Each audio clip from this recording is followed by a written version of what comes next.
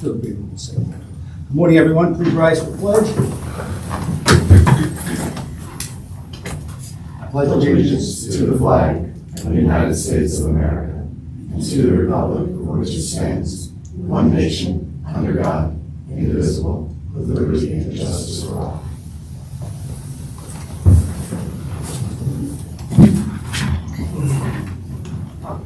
First item we have, is there any public comments or questions concerning today's agenda? Okay. Seeing none. There is a question. I have two quick questions. One, has there been any connection between DHS and the correctional facility for expansion in Pike County with you or anyone else that you know of in Pike County? That would be more for public comment now than questions later.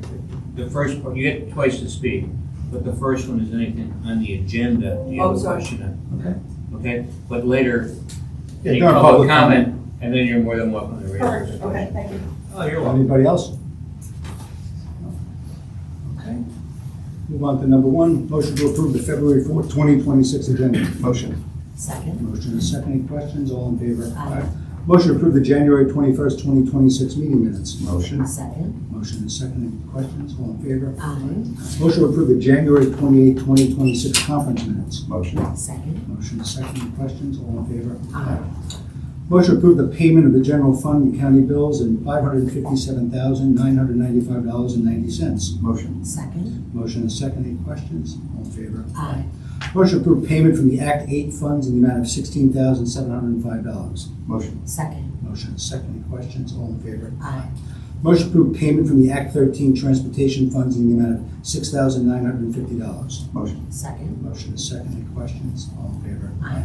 Motion to approve payment from the bridge repair fund in the amount of $18,339.60. Motion. Second. Motion is second. All in favor? Aye. The personnel. Motion to acknowledge receipt of a letter from Warden Lowe advising that he has hired the following individuals with prison board approval as full-time correctional officers at the correctional facility for a 40-hour work week effective February 9, 2026 with benefits after 90 days. Eves Calvin Casarati, Damian Adams, Jesse McGrath Geroso, Joanna Harrow, Jonathan Serino, Corinne Larman, Brandon Lupicello, and Sergio Mendez. Motion. Second. Motion is second. Any questions? All in favor? Aye. Motion to acknowledge receipt of a letter from Warden Lowe advising that he is hired with prison board approval. I think it's Brian, probably. Brian Pasquale as a full-time maintenance staff member at the correctional facility for a 40-hour work week effective February 9, 2026 with benefits after 90 days. Motion. Second. Motion is second. Any questions? All in favor? Aye. Motion to acknowledge receipt of a letter from Warden Lowe advising that he is promoted with prison board approval. The following individuals from the position of sergeant to the rank of lieutenant retroactive to February 1st, 2026, Linda Forche and Kevin Wagenhofer. Motion. Second. Motion is second. All in favor? Aye. Motion to recess the commission meeting to hold a salary board meeting. Motion. Second. Motion is second. All in favor? Aye. Salary board. Motion to convene the salary board. Motion. Second. Motion is second. All in favor? Aye. Motion to approve the January 28, 2026 salary board minutes. Motion. Second. Motion is second. All in favor? Aye. Motion to set the hourly rate of the following individuals at $27.01 per hour as a full-time correctional officers at the correctional facility for a 40-hour work week effective February 9, 2026 with benefits after 90 days. Eves Calvin Casarati, Damian Adams, Jesse McGrath Caroso, Joanna Harrow, Jonathan Serino, Corinne Larman, Brandon Lupicello, and Sergio Mendez. Motion. Second. Motion is second. Any questions? All in favor? Aye. Motion to set the hourly rate of Brian Pasquale at $21 per hour as a full-time maintenance staff member at the correctional facility for a 40-hour work week effective February 9, 2026 with benefits after 90 days. Motion. Second. Motion is second. Any questions? All in favor? Aye. Motion to increase the annual salary of the following individuals to $95,445.53 retroactive to February 1st, 2026 due to the promotion to the rank of lieutenant Linda Forche and Kevin Wagenhofer. Motion. Second. Motion is second. All in favor? Aye. Motion to adjourn the salary board. Motion. Second. Motion is second. All in favor? Aye. Motion to reconvene the commissioners meeting. Motion. Second. Motion is second. All in favor?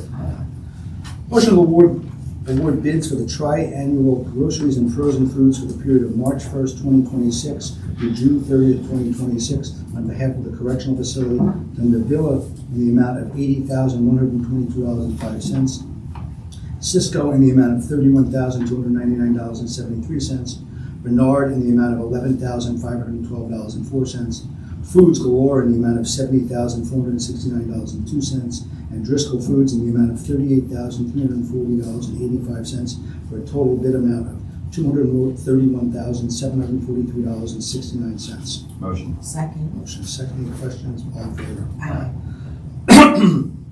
Motion to, under new business, motion to authorize the chairman to execute the youth level of service case management inventory 2.0 test usage agreement on behalf of the juvenile probation department. Motion. Second. Motion second. All in favor? Aye. Motion to authorize the chairman to execute the Scram Master Agency Agreement on behalf of the Adult Probation Department. Motion. Second. Motion second. All in favor? Aye. Motion to execute the contract for professional services between Marquis of Pennsylvania and the County of Pike on behalf of the Children and Youth Services. Motion. Second. Motion second. All in favor? Aye. Motion to approve the 2023 Community Development Block Grant Program payment voucher in the amount of $1,187.50 payable to Hailstone Economic on behalf of the Office of Human Services. Motion. Second. Motion second. All in favor? Aye. Number 5, motion to execute the grant agreement between the Commonwealth of Pennsylvania Department of Human Services and the Pike County Commissioners. Motion. Second. Motion second. All in favor? Aye.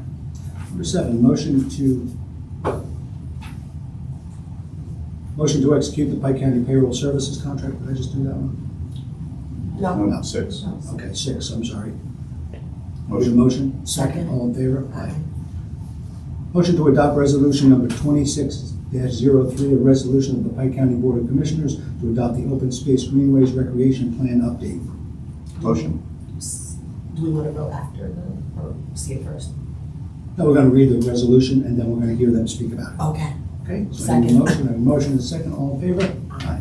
Okay, Ron, you want to read that? Yes, resolution number 26-03, resolution of the Pike County Board of Commissioners to adopt the Open Space Greenways Recreation Plan update February 2026. Whereas the Pike County Planning and Mapping Office, with the assistance of a citizen-based countywide study committee, has prepared an open space greenways and recreational plan update for the County of Pike. And whereas the plan identifies the resources that define the county's exceptional quality, unique natural, cultural, and historical features, and important recreational resources. And whereas the plan recommends strategies for connecting health and outdoor recreation, addressing infrastructure and maintenance needs, providing opportunities for all residents to engage in outdoor recreation, and demonstrating the benefits of nature-based solutions for community needs. And whereas the plan was financed in part by the Community Conservation Partnership Program grant under the administration of the Pennsylvania Department of Conservation and Natural Resources Bureau of Recreation and Conservation under contract number BRC-TAG-27-185. Now, therefore, it be hereby resolved that the Pike County Board of Commissioners hereby adopts the 2026 Pike County Open Space Greenway and Recreation Plan update, and that the project was completed in accordance with the CNR grant agreement. B, all project expenditures have been made in accordance with the DCNR grant agreement. C, the plan and related materials are acceptable to the County of Pike. The plan and related materials will be used to guide future recreation and conservation decisions. And this resolution closes out Community Conservation Partnerships Grant Project BRC-TAG-27-185, adopted this 4th day of February 2026 by the Board of Commissioners of Pike County. Thank you, Ron. Jessica, would you like to speak to this? I figured you would. You have a little, I know we have some representatives from HRG here also. who Yes, helped do that. Thank And you. member is Mr. Morley, I think was on the committee. Yes, Tim Okay. Murray was one of our All right. study committee members. And I am just going to say that Jessica Yoder, I'm a county employee here, and I handle the open space plan for the county and help to implement that. But I am certainly going to defer to our consultant, HRG, Ashley and Tim, to come up and share the findings, the inventory, what we discovered in the past couple of years, evaluating from our last plan to this one, so that we can have that update and move that forward into the next 10 years. Thank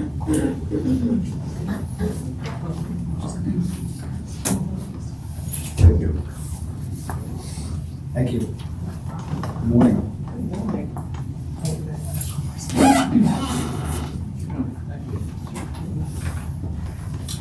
Board of Commissioners and Pike County residents, my name is Tim Staub. I am an Assistant Vice President for HRG. I was not the original project manager associated with this project. Steph Maluski started the project, and she is no longer with our firm, and I met the qualifications of the DCNR grant application for it, so I stepped in and helped Ashley finish out the project. So I was actually at the first meeting, and then I get to be here at this meeting. So, but I've been behind the scenes along the way. Briefly, we want to go over the plan with you. Obviously, the plan's really thick, but we have about 15 slides that we want to go over quickly. Right, Ashley? Okay. And so our proposed agenda was to get our introductions done, project process and timeline, and then just give you a sense of the contents of the document. So introductions, again, Tim and Ashley, but we were also supported by Hailstone, who did an outdoor recreation economic analysis, as well as Sherry Aceveda. Thank you. And she helped with the open space components of the plan, as well as she did the project photography. So. And as indicated, there was a steering committee that was comprised of various residents of the county, and state and county officials, and they volunteered their time through this whole process, and it was a longer process, so we thank them for their time, because there was a lot of committee meetings and a lot of review of documents. Put it over to Ashley to talk about the project. So, all right, so as Tim mentioned, my name is Ashley Eichlin. Just a little bit of background. I'm an assistant project manager for HRG. So a lot of my background is in landscape architecture and also in planning. So this is a little bit of kind of like my interest level here. So just going to take a little bit of time to talk about the project itself and just a brief overview of the timeline and basically what we did along the way. So just to give everybody a little bit of an overview of what is an open space, greenways, and recreation plan. It seems pretty straightforward, but what does it all entail? So throughout this whole project process, our intention was to help the county divide or come up with a county-wide vision. So we wanted to focus on parks, recreation facilities, open space, greenways. We also looked at trails and the different linkages as well. So we were looking at the existing conditions. We also looked at community needs.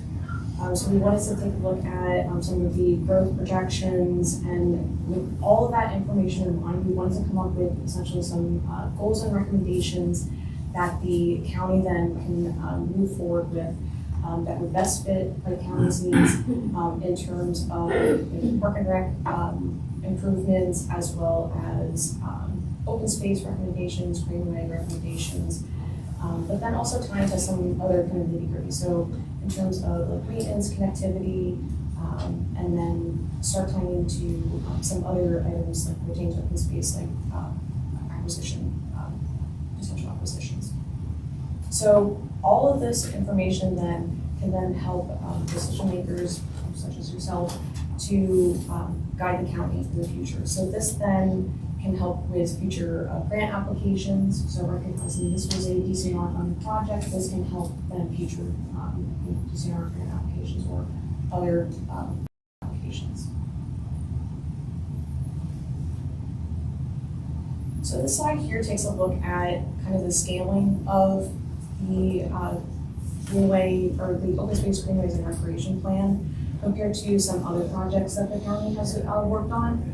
So also long ago, the county worked on a comprehensive plan. So take a look at something that's a little more high level, broad brush overview. Right? A couple years back, the county also worked on a trail feasibility study. So that's where we're going to get a little more nitty gritty. So we're trying to find something that's something in between that comprehensive plan and that trail feasibility study. So we're still a little more on the broad brush, but we're not as specific as that trail feasibility study.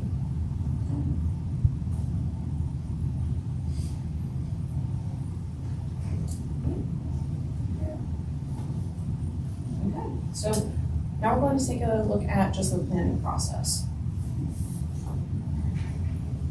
So throughout the process, we went through a series of different tasks. We went through, a handful of information gathering. So that consisted of mapping. In our office, we put together mapping through GIS. We also did some field work.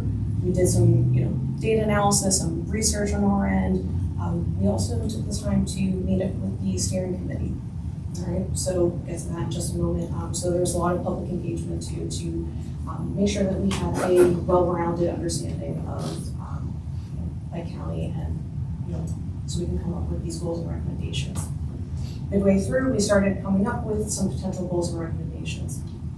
There, we started to compile all of our information because we had information coming from everywhere. We wanted to make sure you had something nice and organized and compiled into a report. Now we are at the end, and after a series of draft reviews, a public comment period, UCNR review, we are now at the point where we have a final draft, and we are ready to hopefully get it adopted today.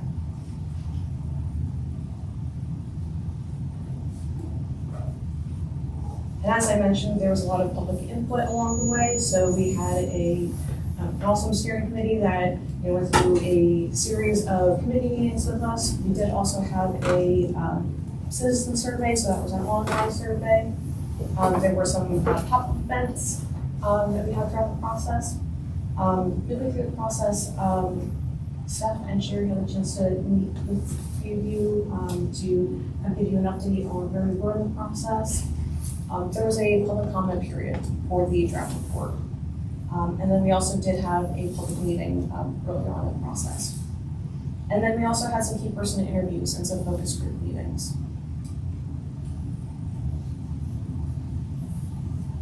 All right, so then just breaking down the report itself. All right, so this we'll just kind of give you an overview of what this report all entails.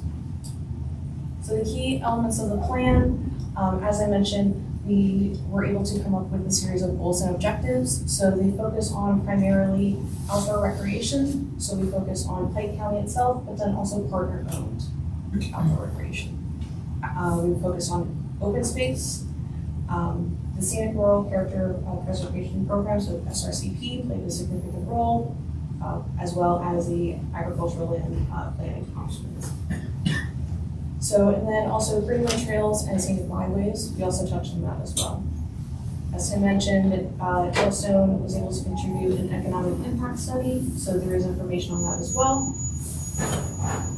With all this information in mind, we wanted to make sure that not only did you have goals and objectives, we wanted to make sure that there was also a way to provide a resource to help you actually implement these goals and objectives, to help set you up for success. So we have these implementation tables, which I'll get into in just a moment, but also a funding strategy. So just briefly touching on the economic impact study. So just a quick overview, the economic impact study is located not in the main part of the report, but it's actually going to be in Appendix B. So that's breaking by the full study and a summarized version. But the intent of the study was to provide some more of the nitty-gritty numerical values of Pike County and the benefits that conservation and recreation play to the county. So it focuses on communities, tourism, and the economy, and how the county can really capitalize on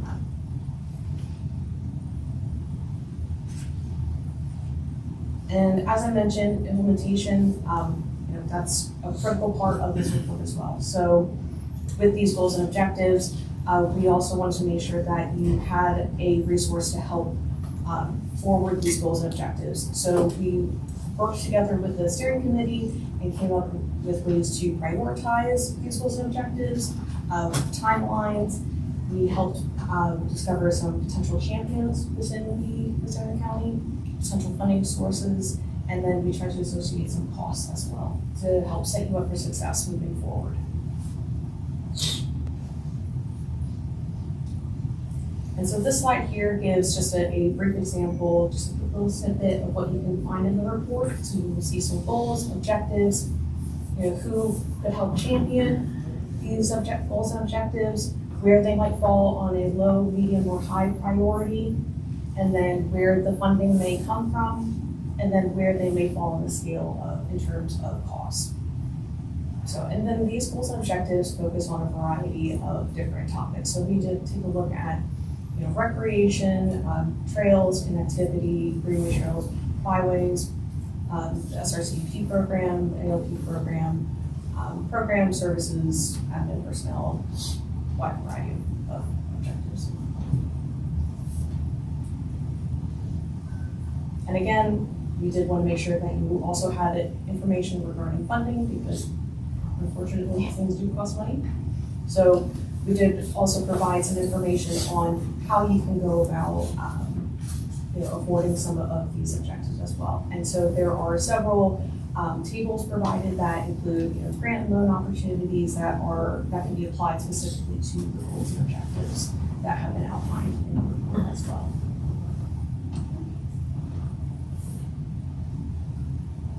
So that is a brief overview of what we have provided today. So we recognize that it's a little bit of a long report, that we don't want to go page by page, but we wanted to at least give you at least an outline of what we're providing.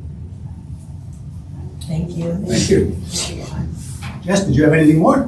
No, that was. Okay, I think it's really important that we have this. We all appreciate the great outdoors in Pike County, and now we have to continue to protect it, but also figure out how to develop it in a way that we have economic development in the other way.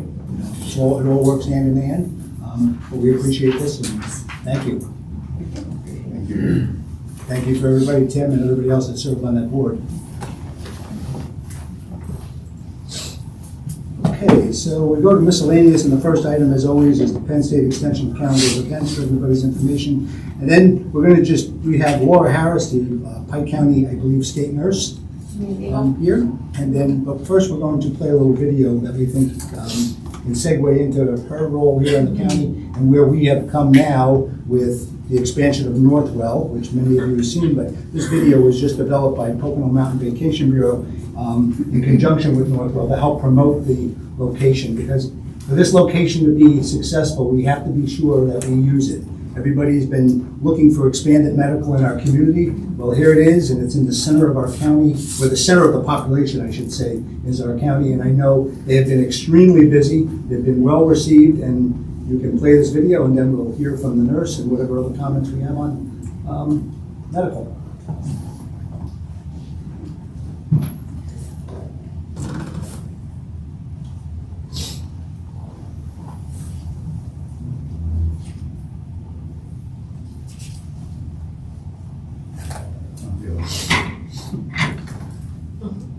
Many remotes in our lives. Uh-oh.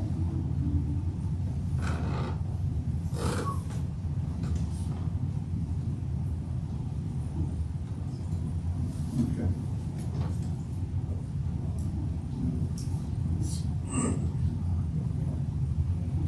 Facility here in Dignan's Ferry, a second Rewind.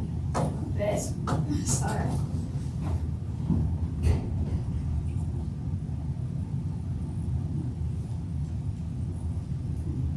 Hi, it's Jim Hamill, and here in Pike County in the Poconos, of course, when you need to eat, there are grocery stores, but up until recently, there really haven't been a lot of healthcare centers. But now, Northwell Health has a physician partners facility here in Dignan's Ferry, a second one coming to Route 6 in Hawley as well soon in 2026. So we wanted to be the doctor behind Northwell Health here in the Poconos. With the new year comes a new effort to provide health care to people in this part of the Poconos, south of Milford and the Big Lake along Route 739, and the doctor is in. It's about community and recognizing that the person you're treating is a brother, sister, niece, nephew, or friend to someone, and we need to make them well so they can enjoy the time with their people. Dr. Michael Mandarano has started seeing patients at the new Northwell Health facility. There's a walk-in option and appointments available as well, all part of an effort to deliver care where there wasn't care before. it was recognized that there was, this was a medical desert, if you will, and there was a need for care. Dignus Ferry is the first of that facility, and recognizing and showing that we grow and provide that need. This will be our second site in Holly, hopefully opening in 2026, late spring, early summer. That second location is right at Lake Wallenpauck on Route 6 near the high school. Local leaders and healthcare officials with Northwell look forward to opening this location too. Like they did in Dignus Ferry. Let me just by telling everybody from Northwell, welcome to Pike County. It's been a long time coming. Bringing healthcare to Pike County has been a high priority of the commissioners for years, and now it's happening with Northwell Health from New York State. And then that service that is coming to the lake is even just as important because our population triples during vacation time. And that is the primary vacation spot, Milford and Lake Wallenpauck and Woodloch, that drives everything that we do here. While we're New York based and our roots are in New York, we're not trying to bring New York to Pennsylvania. We're responding to local needs. So recognizing that, and our foundation is truly built on, patient-centered care, community-based, and we're bringing that is what we're bringing. Patients have already been in the door in Dignus Ferry with plenty of parking all around the immediate care facility and brand new exam rooms with lab services and even some x-ray capabilities, covering everything from sprains to strains, flu, and cold. But the care is not just confined to the doors of this office. Northwell plans to go out into the community now that it's expanded here from New York.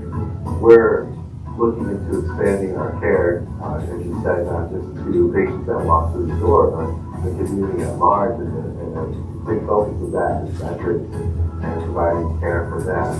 Eventually, the hope is to develop a micro-hospital in Pike County, the only county in PA without such a facility. And these Northwell Health offices are a start. This is more than just something professional, it's personal. I've asked Woodloch since 1993. And I've also seen in that time in my house in Woodloch, unfortunately, some healthcare issues there. Literally having to ride the ambulance down to Scranton with a dear friend whose mother broke her hip and was told quickly that's where you had to go with her. Northwell Health is now in Pike County, in Dignus Ferry, and by mid-2020.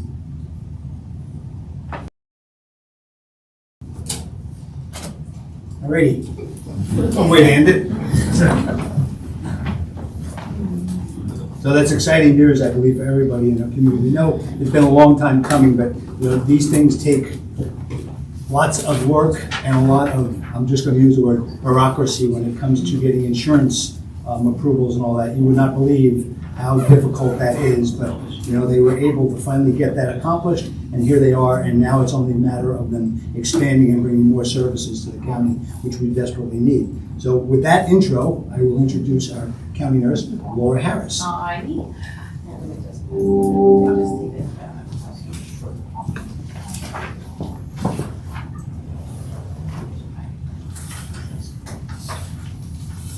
Well, good morning, everybody. I am very happy to be here because I feel like the Pennsylvania Department of Health in Milford, our office is up in Buse Road, and I think it's Pike County's biggest secret because nobody knows we're there.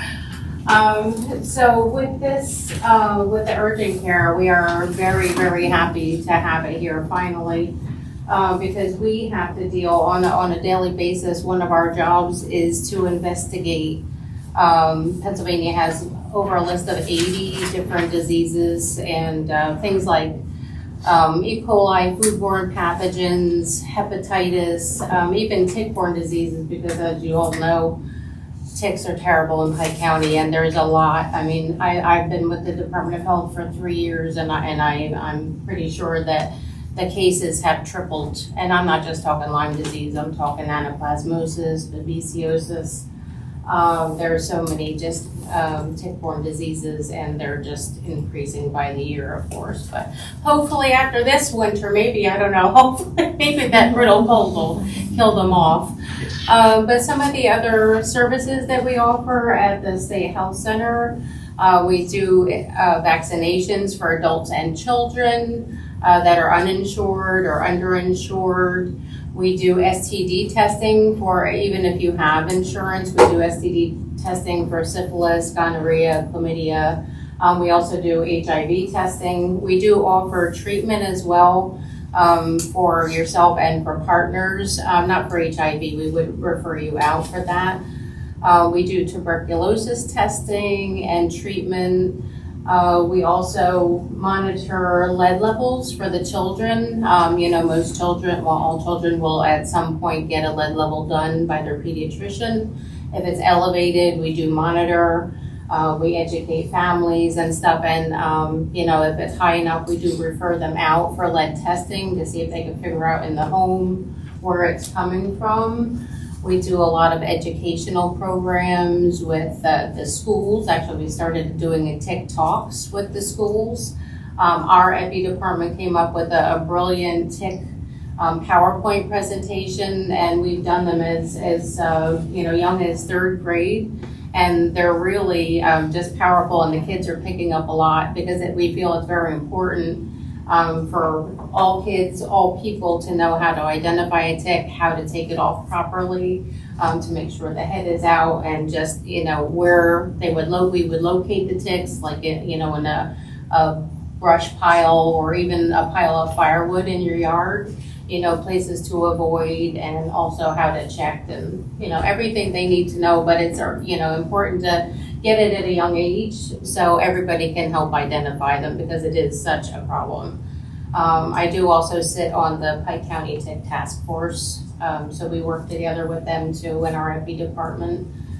Let's see, we do other kinds of educational stuff.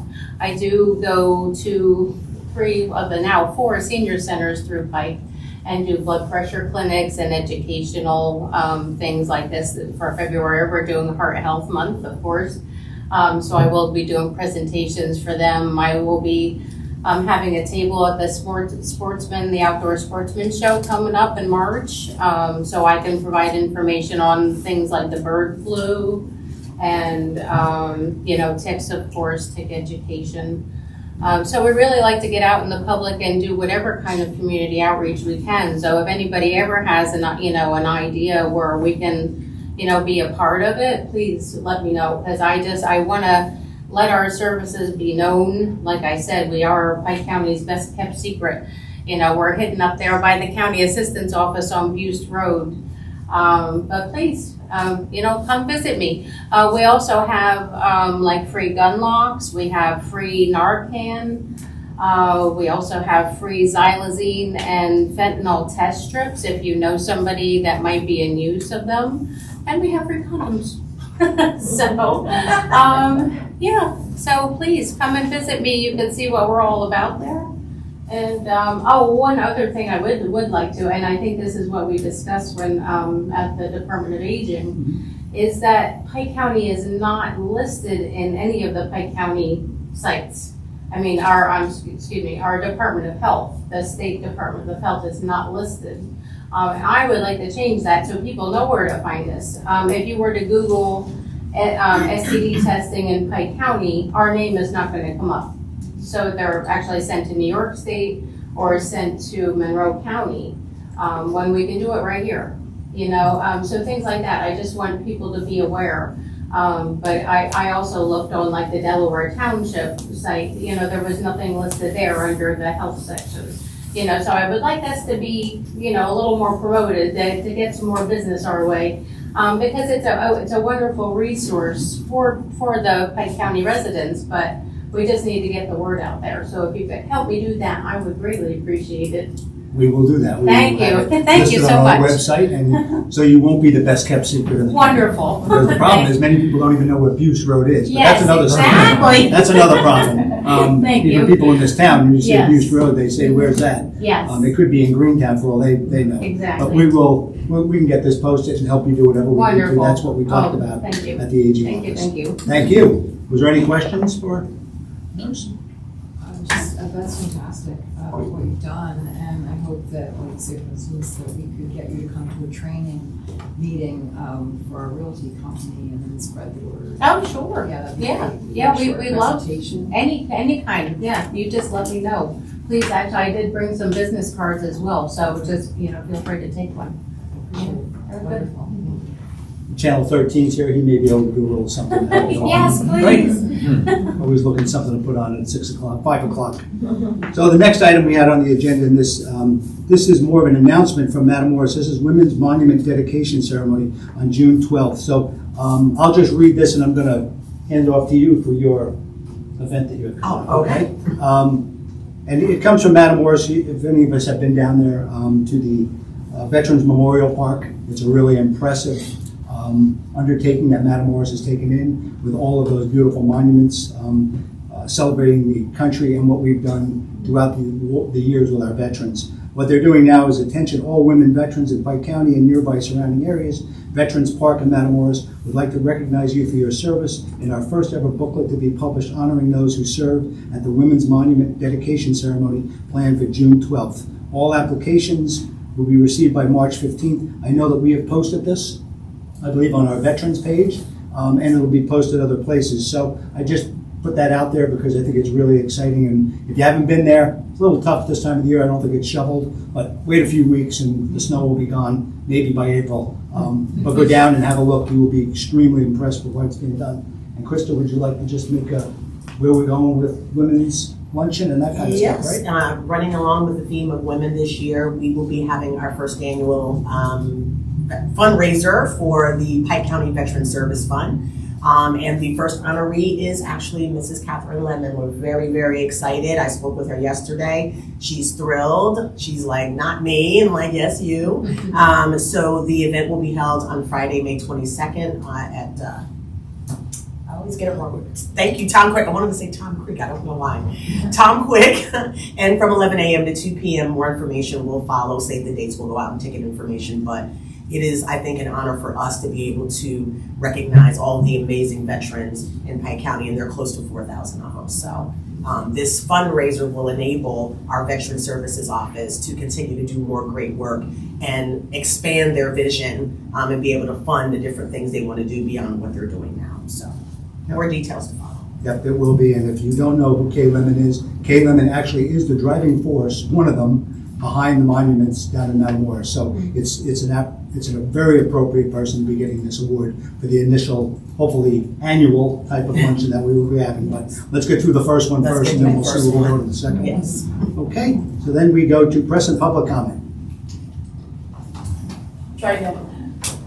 A quick question. I wanted to know whether DHS or anyone from the federal government has contacted Pike County about any kind of expansion in our correctional facility. The concern is for this becoming an ICE detainee center and not wanting that to be a source of funding for Pike County. Well, we have had a contract with Homeland Security, ICE, or whatever you want to call it, for 30-some years now.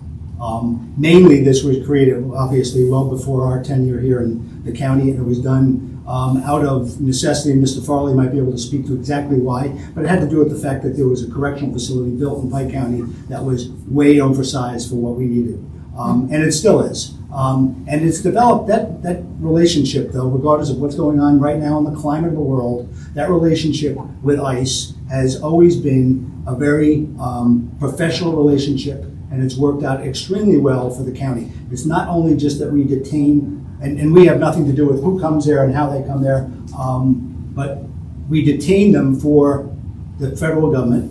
They also have an office building on site up there also. So it's not just us being there, it's also them having a presence here in this county. And as I say, they have that, have been there for 30-some years, and our feeling is that it's going to continue. You know, I know we all watch the news, but in my mind, and this is just me speaking, is that we will always need some type of border patrol and border detention for people that are going to come across that need to be held. There has never been an issue in our correctional facility of mistreatment or anything. Our staff up there is extremely well trained with this.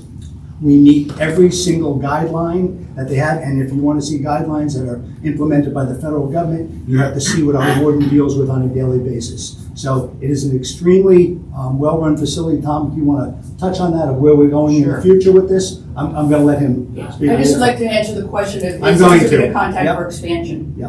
What was it? Yeah. The question is, has there been any contact for trying to expand the facility? And if there has, I think the public has a right to know. Well, not expanding the facility, by expanding the contract and increasing the Yeah. amount of dollars that Yeah. they're paying us per day. Here's- They do. here's They the- Will. Here's the history of Pike County. I know the No, history. no, no. I- He knows Do it. you? You know about that? So- I'm just concerned about where we go from here, and I've heard very often that our budget is dependent on the money coming from this correctional facility. No. And I do not want to have our taxpayers being subsidized by the housing of ICE detainees that may be coming from other parts of the Ma'am, country. I wouldn't. So I understand. Here, the Tom, I'll history. answer. We have Fair statement. been, you know, I'm not gonna, our budget has been impacted by it for the last 35 I know, years. I know. Right? And it's gonna, and Then why didn't my it stay? feeling is, well, we're not putting an addition on the building to holding any more. We have a capacity up there for, I believe, 350 detainees. That's the way it was built when it was built in 1994. And we have enough staff up there to be able to accommodate that, but we're not looking to put an addition on the building at all to do any type of expansion of more prisoners being held there. And ma'am, when you say about taxpayers, if anything, the taxpayers are gonna benefit by the monies that the county can generate without increasing taxes to the taxpayers. And I know you cut me off, but so everybody knows, when this jail was built, it was in about 89 to 92. I was a solicitor for 3 years, I was a young guy. That jail was a disaster. It was built way too big, mismanaged during construction. We had lawsuits, but what happened is, because it was so big, it held over like 300. I don't think our county jail has ever been more than 110. But the history was that everybody thought Pike County was going to be a metropolis, and they had all these studies. Well, obviously that didn't happen. But if you didn't use that facility for what we did, you would not have a lot of employment. You would probably have a lot of those pods closed. And we have quite a lot of individuals who make a family living at that jail because of ICE. The warden, who people don't really appreciate because they don't deal with them every day, takes total control of that jail. It's probably the best jail run in many counties. I've got many solicitors who kid me that they would love to represent him because he makes my job so easy. And other than you raising the issue, I don't think most people even know that there's anybody there for ICE. In fact, the only time that comes out is when something else happens somewhere else. But I will tell you, we've never had a successful lawsuit in Pike County. We've never been hit with any fee liability in Pike County. And the only lawsuit I ever lost was that we had to give a prisoner glasses down in federal court because the judge decided that a young lawyer should litigate, and we spent more money arguing about it. It was just give him the glasses. We were probably right, but I wasn't traveling down again to Philadelphia to argue over a gentleman's glass. I'll give you the damn money for the glasses. I just want to make sure we're not subsidizing taxes Absolutely. with ICE. We're not subsidizing, but it does benefit the taxpayers, and that needs Just, to be. Sal, just say your name for a record. Go Can ahead. you identify I yourself? don't know. Isabel Hodges Smith. Okay, but the Okay. public needs to know the whole story. Thank you. I would like to ask for clarification on the issue with the ICE detention facility. You mentioned that there isn't any particular issues with it, but I looked through some of your recent audit reports in. Not a detention center, it's a holding facility. Go ahead. Facilities. Yeah. Tell us your name, I'm sorry, we just need. Peter Jan. Okay, thank you. But the thing is, I looked through the Prison Rape Elimination Act audit report that occurred in 2024 for this facility, and it was found that you were deficient in 25 of 40 of the applicable standards. Some of the things include failing to train staff on sexual abuse claims for the LGBTQ community, the disabled, as well as failing to do background checks on contractors and volunteers, and failing to conduct incident reviews on unfounded sexual abuse claims to determine accuracy with the investigation. Sure. So the thing is what I'm saying is that DHS did an audit on this specific facility, and you were saying that there's nothing wrong with this facility, and that seems very different from the audit that I read. Because DHS has audited us for over 30 years and other entities, and the facility has never been shut down. We've never had the people removed or saying they're unsafe. And some of those things, they're very, very particular. but I'll be honest with you, it depends on what administration I'm dealing with. Mhm. So in 2024, I had more of an attitude of being difficult, that they didn't really want people detained. Now the attitude obviously has changed, but I will respectfully disagree with you to say that we have been nothing but a very good facility, and even the ICE individuals are content where they're there, because the purpose is to keep them safe until they are detained. Some have a history, some have some criminal records, probably most, and they're kept in a facility that keeps the society safe and it keeps them safe. So when you tell me about those violations, I think you're going to find most of them resolved, and many times that we get reports, we get up 100 and do very well. Now, I don't have them in front of me, but I know, being the solicitor for this prison, that we have many, many reports that were very positive. Now, you can pick that part you're pointing out to, but in fairness to me, I'll see it, but I'm sure the warden will explain to you how any deficiency that was pointed out was corrected or addressed or changed, okay? So you can pick and choose little parts, but I will tell you overall, for the past 20 years, this county facility has done very well. Agree to disagree. That's fine. Yep. But I don't Anyone think the else? paperwork's going to support your position. Anyone else? I just wondered, how often do you interface to let the public know, coming back to John's point, about what our facilities in town, in this county seat, like diversity, LGBTQ, the VIP empowers, previously Safe Haven, I know spent time up at the prison. The but warden has many programs, volunteer programs that allow people into the facility, because we want to give them opportunities to enhance themselves, and if they, especially the local prisoners, so they can not come back. I mean, our recidivism rate is very, very low. I think we're like in the 20s, if not lower. We've done very well in that department. So the local prison population has not been forgotten. They're treated very well. The ICE prisoners usually don't end up being allowed to have the facilities, but if they can, they're granted the same rights. Okay, and we work with, through the warden, with a lot of volunteers who want to work with the correctional facility. And we also have the reentry program. I see Tony catching that, right? We have a reentry program working with our representatives to try to get them, once they're close to being reentry back into society, and help them. I just wanted to let you know as well, Tom, you're welcome to reach out to the warden. I've talked to him several times. He is all about the volunteer programs. He advised me that prior to COVID, they had numerous volunteer, groups coming in. After that, it kind of trickled down. He says all that's required is a background check for whomever wants to come in, and obviously approving whatever program. But please give him a call, and I'm sure he would be more than happy to help facilitate some type of program if you were looking to implement that. is there a way that all of you can let the public know that, so that we develop more of a kind of give and take, that if something comes up that's decided, something that you know about, anything in town that's happening, that there's more information comes from maybe your work, Krista, or the papers? I don't. Is there anything in particular that you were looking for? Because it'd be hard for us, I think, to report on everything. So what? Reaching back to the next door farmers market, just knowing about, and that's just one point of that. It would be great if we as the public knew that there was a give and take where the information was put out before a decision was happening. That's due to another circumstance. I didn't understand. Okay.